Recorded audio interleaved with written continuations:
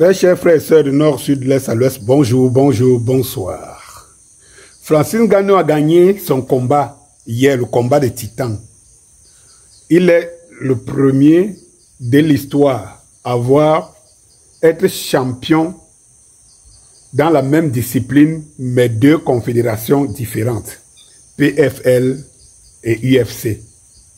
Champion.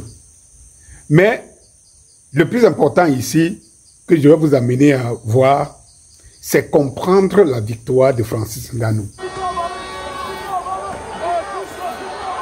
Très chers frères et sœurs, nous pouvons avoir une grille de lecture différente, rester dans le visuel, dans le physique. Francis Ngannou est fort. Francis Ngannou a remporté encore. Francis Ngannou a gagné. Mais il faut comprendre d'où vient cette victoire, la profondeur. Eh bien, naturellement, Francis Ngannou est fort et il l'a démontré. Le plus important ici, c'est de savoir que ce combat n'a même pas fait 2 rounds. Il n'a pas fait 2 rounds. Il l'a maîtrisé. Mais quel était l'état d'esprit de Francis Ngannou? L'état d'esprit de Francis Ngannou. Quand je me rends compte que certains ont prédit que Ngannou ne pouvait plus gagner parce qu'il est devenu milliardaire. Et ça rentre dans l'esprit des Africains d'aujourd'hui. C'est-à-dire que l'objectif, c'est d'avoir de l'argent. Et dès qu'on l'a, on baisse la garde. C'est comme ça l'Africain d'aujourd'hui. Et le Camerounais d'aujourd'hui en particulier. Eh bien, il a déjoué ses pronostics. Sa victoire KO, dès le premier round, montre que ce n'est pas l'argent qui était au-dessus dans ce combat. Ce n'est pas l'argent. Et quand je fais le parallèle, c'est pour cela que de moins en moins on a des champions, par exemple, des gars qui excellent par exemple dans le football, comme Samuel Eto'o. Parce que l'état d'esprit n'est pas le même. Dès lors que ces jeunes d'aujourd'hui, que j'appelle mercenaires, ont commencé à gagner un peu d'argent, ils sont arrivés. Ils ne peuvent pas avoir le même timing sur les entraînements. Ils ne peuvent pas respecter les mêmes codes qui les ont fait à ce que leur talent explose. C'est très difficile.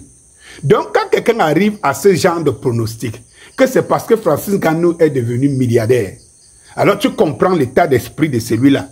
Lui, il ne peut pas, comme tant d'autres. Il exprime comme ça, c'est que la grande majorité des compétiteurs, des sportifs et tout, même dans la vie technocratique, ça veut dire scientifique et tout ça, c'est la même chose. Une fois qu'on commence à gagner de l'argent, l'esprit n'est plus là. C'est pour cela que quand Francis Ngannou respecte un homme comme Samuel Eto'o, vous devez savoir que si vous ne le respectez pas, vous, c'est que vous n'avez rien compris. C'est l'intelligence de quelqu'un, sa capacité, sa détermination à avoir quelque chose qui le fait atteindre le sommet. Et non le fait qu'il soit à l'abri du ventre et parfois du bas-ventre. Non, c'est cette capacité. Beaucoup dans l'esprit des jeunes compétiteurs d'aujourd'hui, c'est ce qui serait dans la tête. Ils ne miseraient pas 1 centime sur Ngannou. La deuxième chose, qui a été l'élément moteur dans la motivation Ngannou de gagner ce combat le plus rapidement possible, c'est la perte, autant pour moi, de son fils. D'autres personnes seront moralement affectées, perdant leur combat en disant ma tête n'était pas trop là et tout. Mais lorsque vous voyez Ngannou en train de boxer, vous voyez la rage avec laquelle il décime un champion.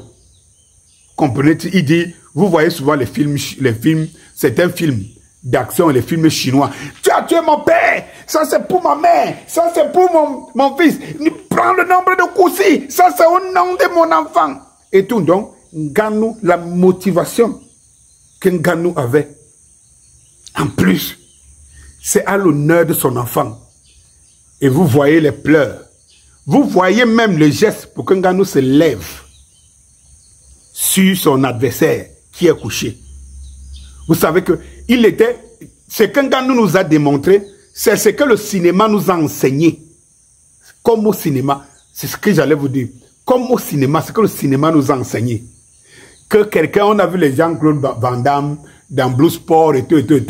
Ça veut dire qu'à un moment donné, hein, et les Chinois nous ont habitués à ça, quand tu penses à quelque chose qui va t'a touché le plus dans ta vie, tu dis au nom de ça, je me donne une énergie atomique pour atteindre l'objectif et pour soulager ma conscience.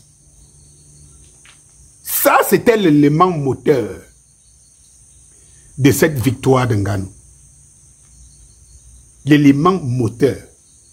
C'est pour cela que même après avoir gagné, il n'est pas enthousiaste.